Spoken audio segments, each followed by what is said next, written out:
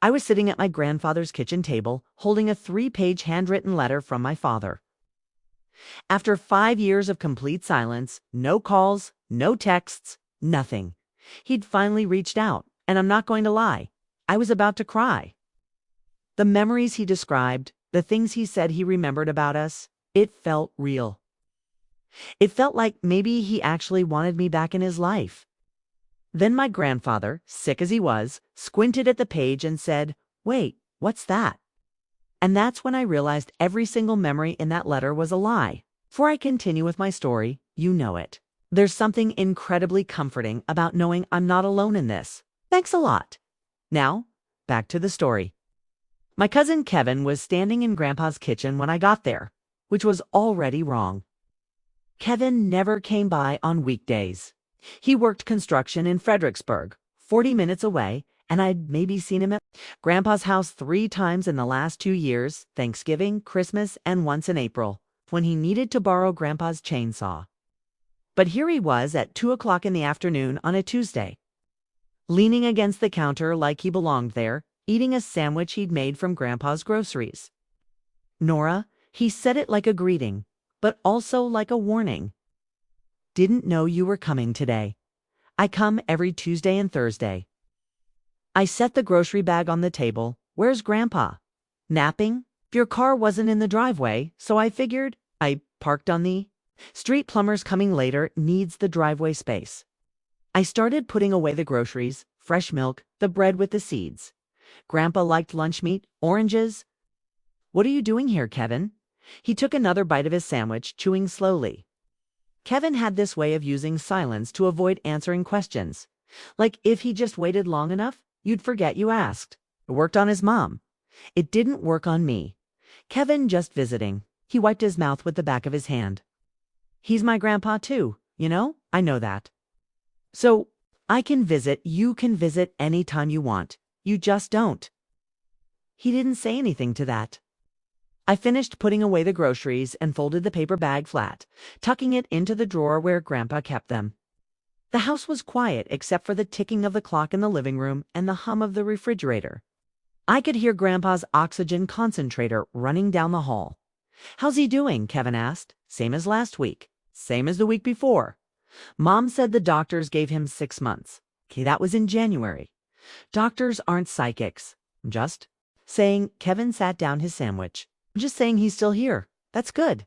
I looked at him. Really looked. Kevin was 2 years older than me, 34. And we'd grown up more like siblings than cousins because his mom and my mom were so close. But after everything with my dad, Kevin's side of the family had gotten weird. Not openly hostile, just careful. Like they were always measuring which way the wind was blowing before they said anything. "What do you want, Kevin?" "Jesus, Nora," he laughed, but it wasn't a real laugh. "Can a guy visit his grandfather without getting interrogated?" "You can, but you're not. You're here for something."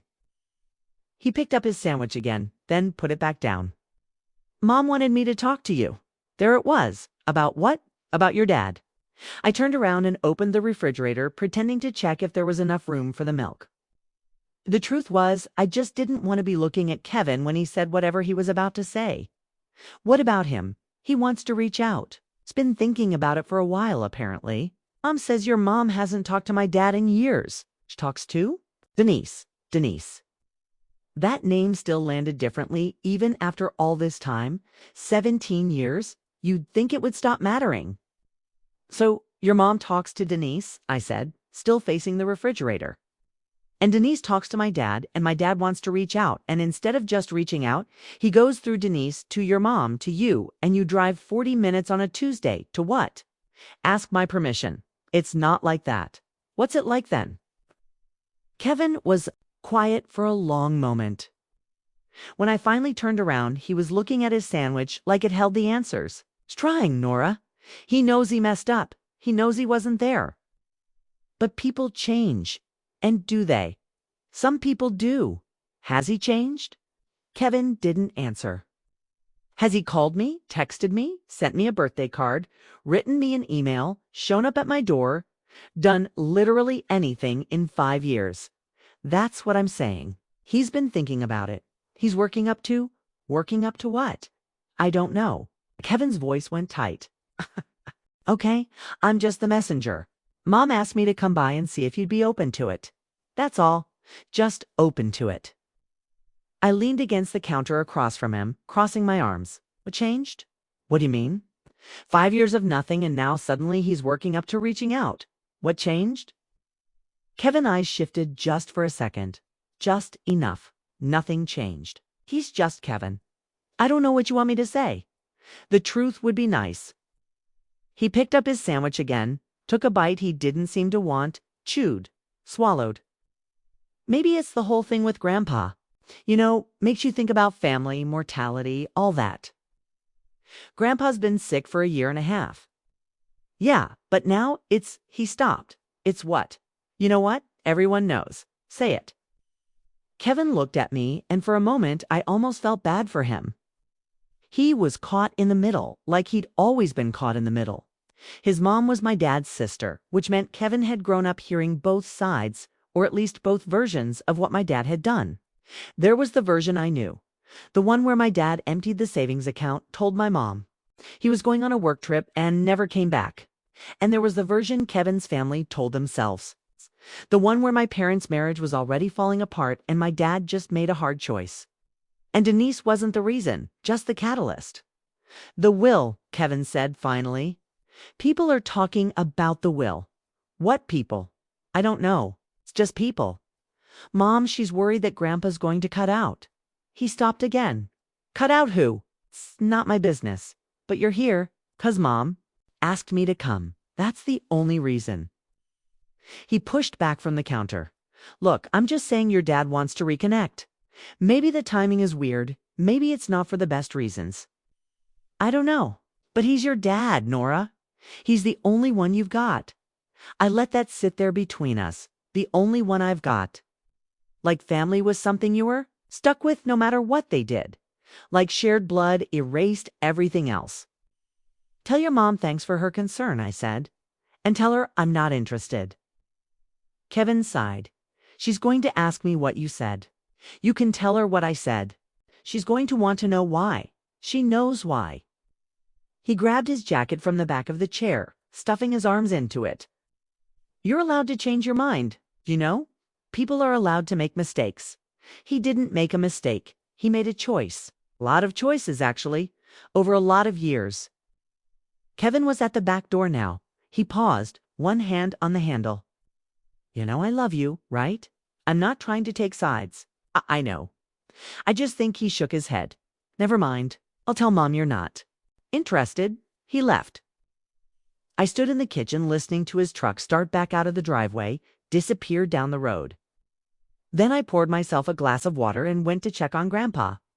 He was awake, propped up in his hospital bed with the TV on mute. The oxygen tubes were in his nose and his eyes were closed, but I could tell he wasn't sleeping by the way his fingers moved, picking at the edge of the blanket the way he always did when he was thinking.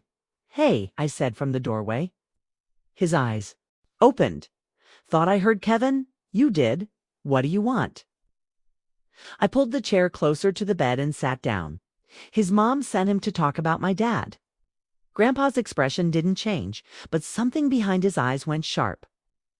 Even sick, even on oxygen, even after 18 months of cancer slowly eating away at him, Walter Sullivan didn't miss much.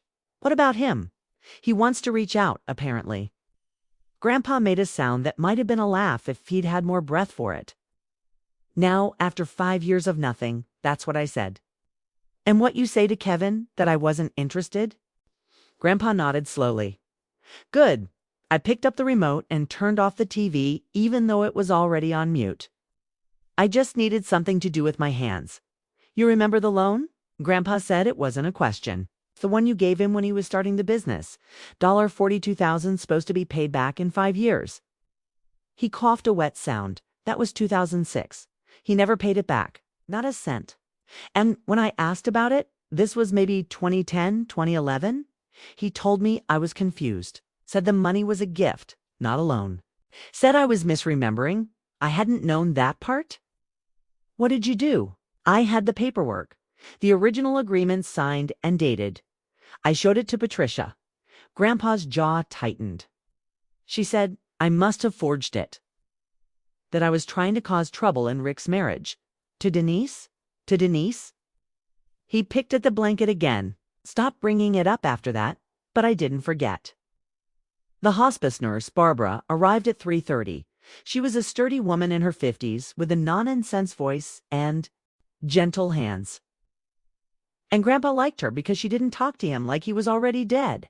She changed his sheets, checked his vitals, adjusted his medications, and asked about his pain level with the same matter-of-fact tone she might use to ask about the weather. While she worked, I went to the kitchen to start dinner.